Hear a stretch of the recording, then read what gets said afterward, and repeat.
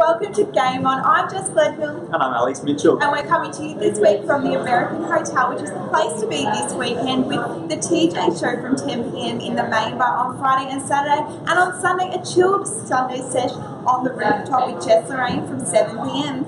This week we bring you the first edition of our Echuca Fashion Centre Workwear First Handball competition with Tongala Junior Football Club. Before that, we're going to have a look back at the weekend's football action, including Moana going down at home.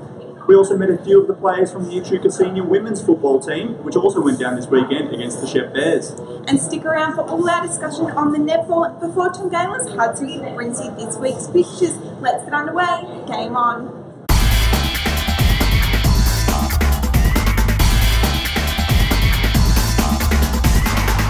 Well, it was a tough weekend for a couple of our teams, and we'll start with Echuca going down by 35 points with the Shep Bears at Big Park.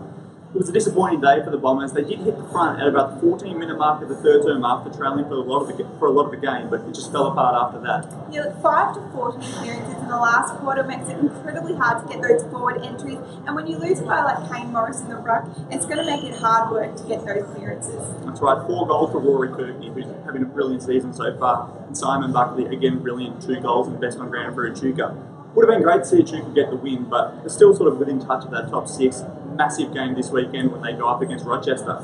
Yeah, look, Mima also had a pretty disappointing loss at home, 54-point loss to Baruga. It's unfortunate for Mima not to get the win, considering it was Daniel Thorpe's 150th senior game.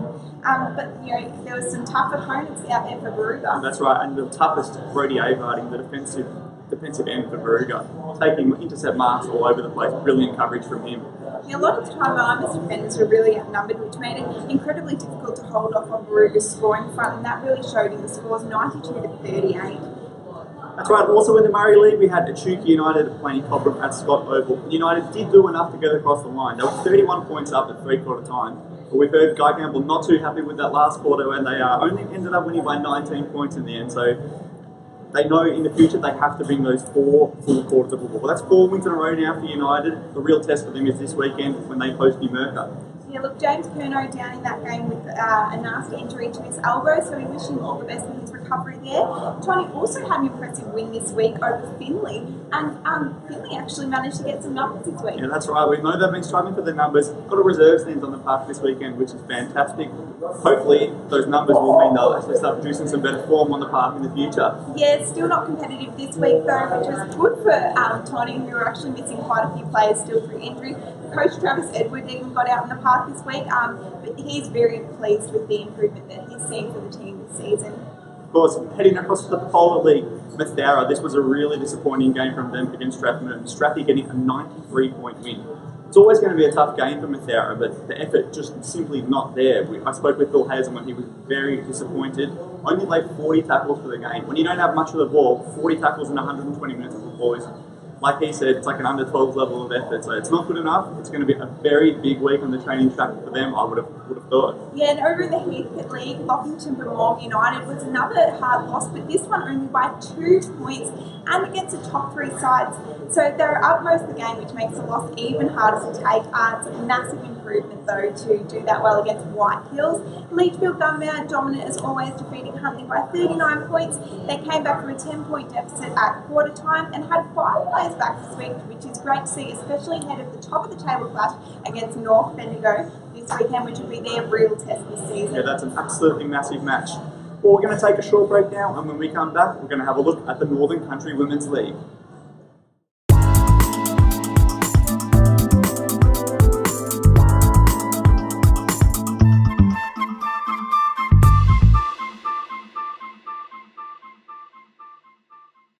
Welcome back. Well, the Echuca Senior Women's team are coming off 2 wins and a loss this season after going down 22 to 35 at Victoria Park this Saturday. Yeah, it had been a really good start from our girls, but they just weren't as accurate as Shepparton in front of goal. 2 goals 10 from Echuca compared with 5 goals 5 of Shep, so they had more scoring shots, just not accurate enough to get across the line. Yeah, Kiara Cooper, the sole scorer there for the Echuca team, but no doubt the girls will be able to regroup and pull rank again when they first Bendigo Thunder this weekend, but another tough game coming up there. It is a tough game. During the week, we had a chance to meet a few of their players and learn a bit about their football journeys.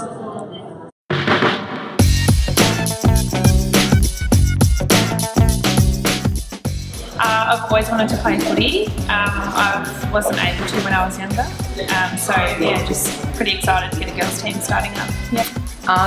When I heard a comment from one of the netballers who said she wished she was 10 years younger so that she could play, so I thought, oh, better give it a go, I'll probably regret it. Just the interest, bit of fun, keeping fit. Crystal, my friend, she just wanted to play, so told me to come along, and that's what I did. Danielle likes to turn up hungover, or probably just fits with her music. Probably me, actually. Yeah, I'd say me. I haven't really seen any weird rituals, probably just Pitsy and her loud music. That's pretty fun. Yeah, probably Pitsy with her rap before a game.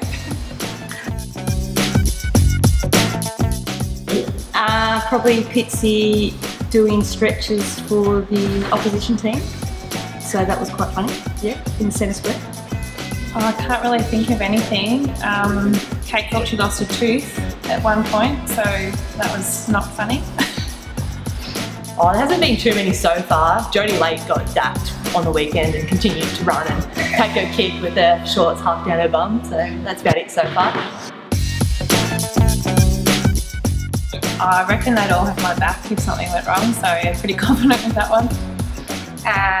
Probably Jess Grundy or Dicko, I reckon they'd be onto it. Yeah. Oh, Dicko for sure. Definitely Jess Grundy. She absolutely loves a bit of biff. She's pushed a few girls already and we've had to tell her to settle down. Probably Mick or X. Yeah. Yeah, again, that's probably me and the Red Frogs, yeah. Well, you've got to watch those water boys. They like the lollies, and Mick's not afraid to eat some.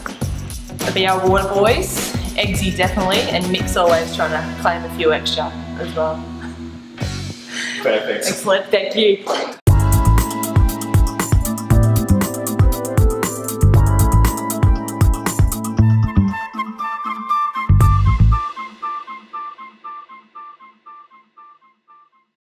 It's been great following the girls there, and Nick McInnes has really done an excellent job. Well, during the week we headed across to the Tongala Football Club for the first of our Echuca Fashion Centre Workwear First Handball competitions. The under 14 boys had a lot of fun doing it and the chance to win some pretty cool prizes. Nat Harris and Mackenzie Cowley will both be going through to the semi-finals later in the year, so let's take a look at how they got there.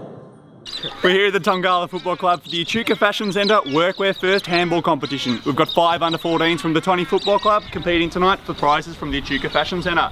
The top 2 today, they'll be going through to the semi-finals where they're going to go up against the other clubs. Rules for today, 3 handballs each. The top 2 scores will be going on to the next round. Let's meet today's competitors. Max Watson. Mackenzie Cowley. Harley Reid. Hayden Hicks. Matt Harris.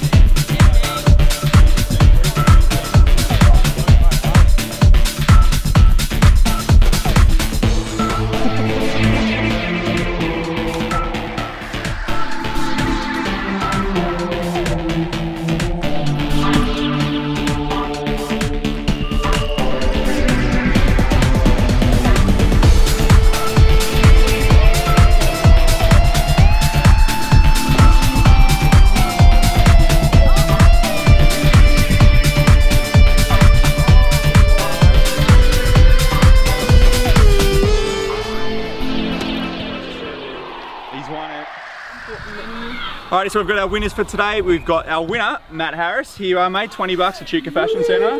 Congratulations. Thank you. And we've got Mackenzie Cowley as well, $20 for you, mate. Well done. Cheers. Thank you.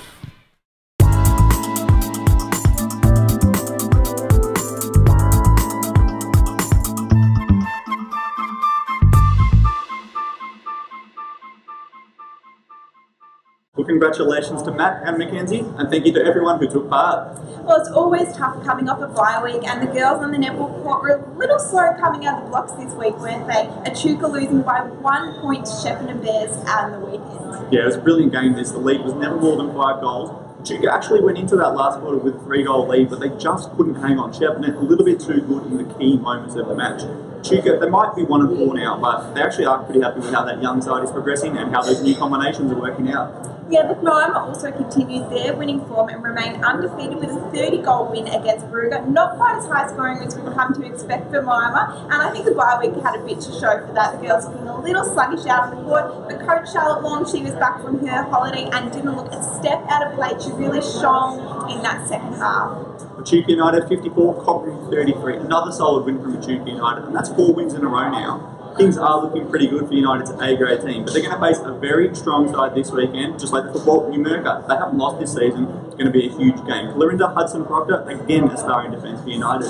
Yeah, well, Tongala actually also had a win, 58-41 over Finley, but their biggest enemy this week was themselves. They went into Finley with a really depleted A and B squad. They still managed to get the job though, done by 17 points, and to their credit, Katie Mulholland, she managed to play out a whole game and added a lot of defensive pressure down the mid-court, which is great to see. Well, we're going to take a look at this weekend's fixtures now. Hi, my name is Hudson Kellett. I'm 10 years old from Tongala Junior Football Club and I play in the under-12s. In this week's games, the Echuca Bombers take on Rochester in the GVL at the Tigers' home ground. In the Motor League, Echuca United are coming up against America at home. Moama travels to Nathalia to take on the reigning premiers, and Tongala hosts Rumballara in what should be a close game. Lockington Bumwam United have the bye this week in the Heathcote and District League, while Leachfield Gunbower head to Bendigo to take on the North Bendigo Bulldogs. Finally, in the Picola and District League, Mathera will play Berrigan away and Picola United will host Blighty. Well, that almost brings us to an end of this week's show, but before we go, we have some footage from when we went to Echuca Primary School on Wednesday for the All-Stars Football and Netball Clinic. Thanks for watching, and be sure to tune in next week to riverineherald.com.au for the next episode of Game On, and be sure to pick up your edition of Monday's Lift to see if you're the American Hotels next facing the crowd.